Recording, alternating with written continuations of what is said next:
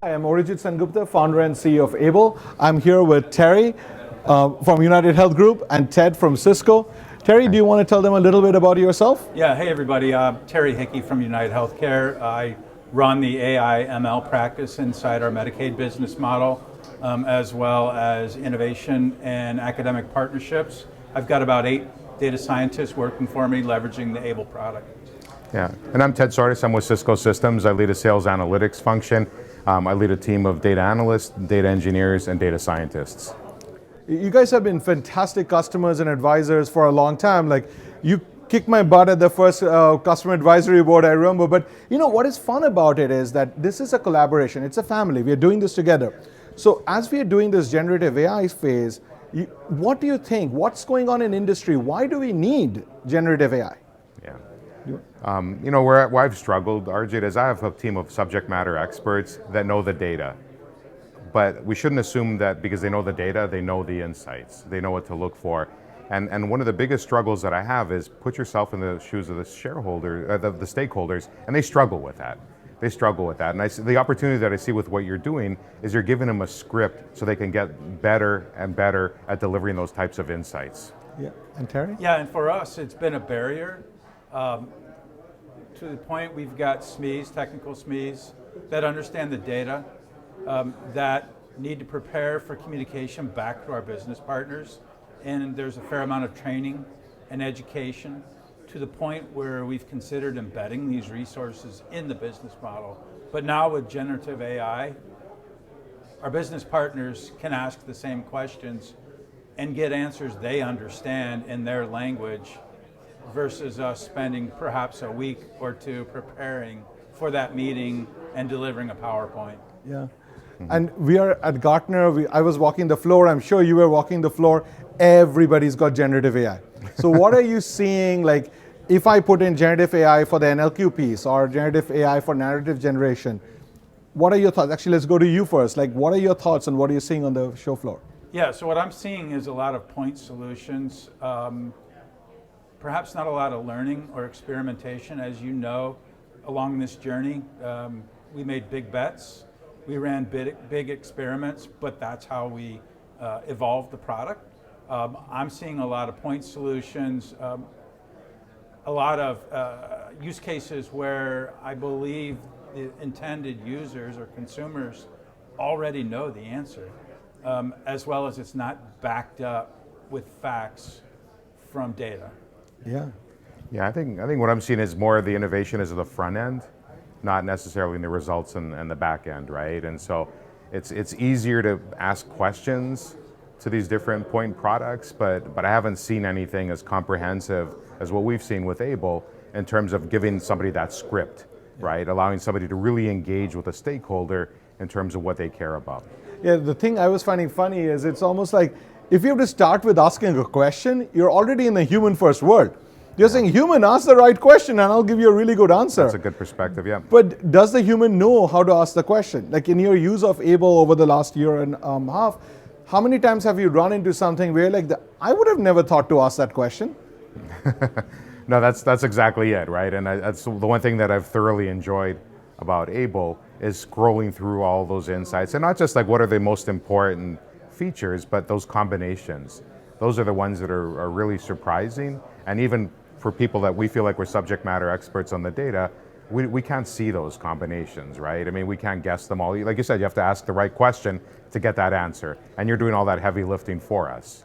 Yeah. And the speed at which you can explore and get those insights is unmatched. And like when I was looking at the narrative generation, I was like, I've seen that 20 years, 15 years back, right? You're just describing a chart or describing something.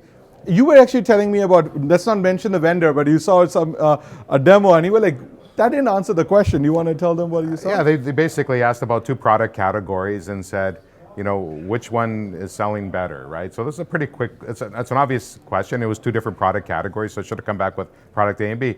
And they pushed enter and it came back with a bar chart with 2 bars. And there's the answer. And I'm like, that's not an answer. Like somebody has to actually go read the axis. It wasn't even labeled and then calculate what the difference is. But the missed opportunity there was all the white space on the screen that they could have explained why. Yeah. right? And it turned out it was a product category that I think would be influenced, for example, by weather patterns, right? And so if we're having an unseasonably warm winter, the categories should play differently. And I just saw that there was a huge opportunity there for somebody to be a rock star to explain why those product categories are selling differently. And they, in my opinion, they fell short on the demo. Yeah, and interestingly enough, that's what Able does, because we are not answering a specific question, we are telling you what you need to know. So if you say, I want to understand what's going on with my revenue pattern, we'll show you what is driving it and what combinations are driving it, how you can act upon it. But the reason for that is we have looked at all the possible questions in that data, hundreds of millions of questions of data, and actually you guys have experienced this with your products, asked all the questions, prioritized the answers, and said, here is the enterprise context that the generative AI needs at this moment to answer that question definitively. So that's why the paragraph that you mentioned, and it's not just the answer to the specific question from the human, it's what the human needs to know. Well, and companies or enterprises have unstructured data that talk about their business models all over the place, as well as they've got data that tells them, at least to their understanding, how their business models are operating. To combine both of those types of data, and then to get an understanding quickly that a leader can ask a question appropriately and combine the strategy with what's happening will provide new insights, and it creates a fairness perhaps that didn't exist before. Absolutely. Yeah. And you were part of this demo that we did today where Jonathan was demoing, my co-founder was demoing how auto-generated dashboard, and you challenged him. You're like, hey, I can't take you everywhere. What happened and what did you think out of that? That was fantastic. We talked about that problem. We've grown to the point where we've recognized we have that problem of consultative or expert guidance as our teams are evolving and building models. And my question was, how are you going to replicate the Jonathans, the Alexes, your other team members that provide that counsel that we're not getting anywhere else? So I was kind of blown away, to be honest with you. Yeah. For the audience, we had generated it using GPT and Jonathan was just reading it out. What is your thought of that? Yeah, I mean, I'll be honest, there's been times when we've run new data sets and I struggle with my team trying to read out everything. And I'm like, how come Jonathan makes it look so easy every time he does it? And it's because he's done all these use cases before, and these use cases are new to us, even though we know the data. But it's just sometimes these combinations that are coming back are unfamiliar with us, and it doesn't flow naturally, right? So to me, having a narrative script that I could read from, I don't mind that, right? Because I can then quickly go back to the stakeholder and see if we've hit the mark, right? To me, it's not so much around not needing a Jonathan, but it's empowering my team to keep going back and getting more requirements from the senior leader that we're trying to support. That word empowerment is key, because first we said the human shouldn't have to ask all the boring questions and figure out how to put them in order. Now we are saying the human shouldn't have to look at all the charts to understand what's important.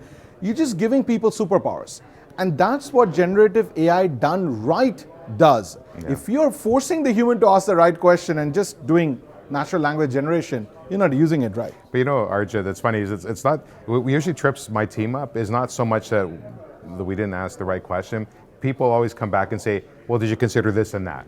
Did you consider that and this, right? And we're always like, shoot, we didn't, right? But now we know comprehensively that you took care of that for us. Yes, because you can just look it up and see. I don't even have to think about it. I could say, you know what? Yes, we did, and it's not important, right? And that always trips us up, and it always forces us to come back for a second visit or a third visit because we weren't comprehensive enough. Right, and to that point, when we're meeting with our partners, it's that the fact that we are surfacing what they know validates the program, validates us, builds the trust, and then we start drilling down into the insights that surprise them, quite frankly.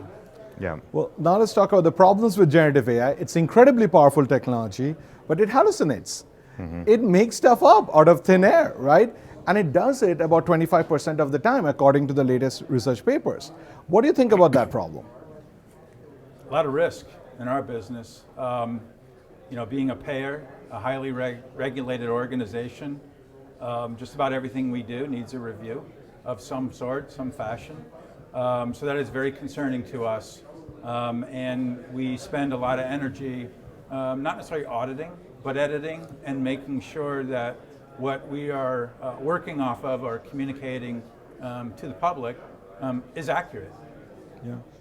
Yeah, I think for us the exposure is that a lot of times people assume that, oh, the reason this business isn't performing well is because of that reason, right? And if that's what came back from the tool, then it would just keep reinforcing that bias, right? That assumption. And so I think we have to be careful about that. Because obviously, like, hey, why didn't we do as well? Well, we didn't invest enough, Yeah. right? And that's not always the right answer, right? In fact, we had this case where you had overinvested, and Yep. Abel showed you that he had overinvested Yes, and where yes. you had overinvested. Yeah, and we want to redeploy the investment, right? And so what I'm hoping and what I'm confident, what I'm seeing is that we can make sure we're not getting these false flags, these kind of like, obvious recommendations from the AutoML. Yeah. But the other thing I'd like to add to that is we are prepared to apply human augmentation on the back end of this to mitigate the risk, right? But with what was showcased today, yes, we will probably have some human augmentation on the back of it, but not to the magnitude. Yeah. Because the heavy lifting is being done by Chad Abel. Yeah. So essentially what is happening is when we see the text coming back from the GPT, we are going in and double checking all the numbers, all the facts in there. And if it is true, it's coming up in blue text. If it's blue, it's true. Yeah. And you can just put your mouse on top of it and see the corresponding fact, the corresponding chart. And if it is not blue, then it's back to the human augmentation. Like the human has to go take a look at it. Right. But you can't expect a human to catch a problem that happens 25% of the time. They'll either shut down and not use GPT, or they're going to say, I'm just going to trust it and wing it, and then if I get into trouble, I get into trouble. The stakeholders I work for look for that one, like they look to torpedo your analysis, right? So they look for that one fact that is clearly wrong. Yeah. And then it's end of meeting. Exactly. End of meeting, and you have to rebuild a trust. And it takes a long time. And that's the concern in the enterprise, that some people will just not use it, though they need it. Yeah. And by having an AI double check and AI at scale, I feel much more comfortable. Now, it cannot catch every kind of hallucination, but the kinds it can, you can now be comfortable that that's done, the rest goes back to human augmentation. Right, which then retrains the model and Exactly. hopefully reduces the errors, right? Exactly right.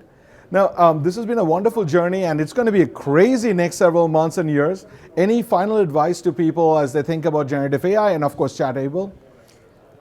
The one thing that we're talking about just before, as we were warming up for the video, you're creating your own category, Arjun, right? And I think the one thing that's just people don't understand is when we say this is easy, like they don't fully understand what that means, right? And you are making it really easy. And so I'm excited to continue working with Abel, and I'd encourage anyone that's considering it to just try it quickly with their data, right? And see what we see every day when we use our data. I'm actually going to come back to it because I keep hearing this. People don't believe it can be that easy. So when you're going from raw data to one of your analysis or to your model training, how much manual setup do you actually do today?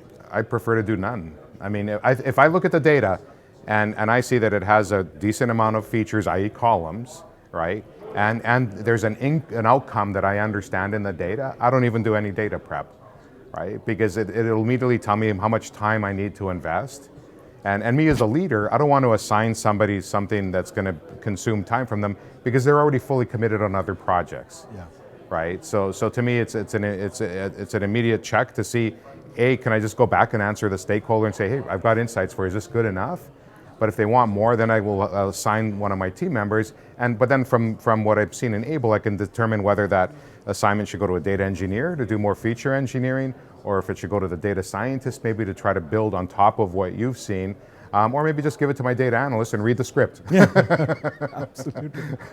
And Terry? Yeah, for us, it's in addition to that, right?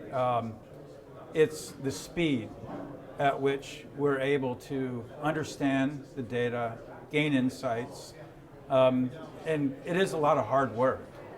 If we think about when we started this journey and what we talked about doing, and now we're doing it, is we're riding the wave.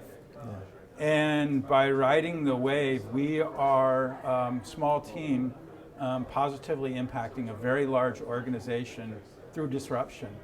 But we understand the risk of what we're doing. Therefore, we're enabled to like run fast.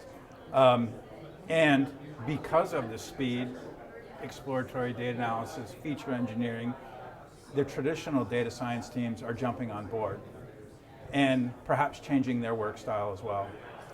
So I fundamentally believe that once you're in this AI first world at 1,000x lower cost, like you did like several hundred million rows at like less $15 or something like that. Yes. You have done like 75 data sets, hundreds of millions of rows. How much was that? Like Less than $80. Less than $80. When it's completely automated and such low cost, you are in an AI first world. So final question, what do you say to the people who say, I'm going to look at this for the next 2 years and then figure out what I'm going to do? Don't do it now. Yeah. The sooner you embrace it, the better off you're going to be. Unless you're able to throw a large amount of resource to these problems, and even then, you're going to fail. Get on the train now. That's how you grow. Yeah. What I like about the Gartner conference, Arjit, is they always challenge the participants, right? To go back to your desk and write a plan, Yeah. right? And so in the ChatGPT session, it was exactly that, right? Here's 5 kind of calls to action, right? And it was, the first one was, I think, around writing your position around what you're going to do with this. And I'm just thinking, why do we even have to do that? I can actually, I'm looking forward to going back and demonstrating to my leadership what we have. Yeah. Because the first thing they're going to ask me is, what do we do about ChatGPT? What did Gartner tell you? And I'll say, well, this is what Gartner told me, and here's Arjit's answer, right? I mean, and so to your point, Terry, is like, why wait, right? Right. I know there's a lot of other companies have a release schedule that's tied to it. Like we heard a lot, it'll be available in the next several releases. I think the model that you have, Arjit, the SaaS delivery is fast. Yeah. We get the value immediately. Maybe a lot of other vendors or a lot of other companies are used to working with on-prem software. Yeah. And so that's not what we're seeing here. I mean, we're getting value every quarter that we're using the platform. Yeah. And we are running the data analysis in your VPC. Even though it's SaaS, Yeah. it's like we are not taking possession of your data. It's secure in your own cloud. Right, and the speed at which we're running now, 2 years from now, the speed at which we will be running, if you don't get on the train now, Yeah. your competitors are going to be light years ahead of you. Yeah, yeah. Now, I'll tell you guys one funny thing. You don't know this yet, but the 30-day satisfaction guarantee that we have always had, we are going to apply it to GPT as well. So think about what's going to happen in this market. Everybody's going to try to do the GPT projects. Not a single one of them will say, if I don't get you to value in 30 days, don't pay me. You think anybody's going to say that? No. And so 30-day satisfaction guarantee still applies even with GPT projects. Thank you for having been fantastic Thank you, Arjit. advisors and collaborators. Thank Thanks, you so Arjit. much. Thank you for doing this. Okay.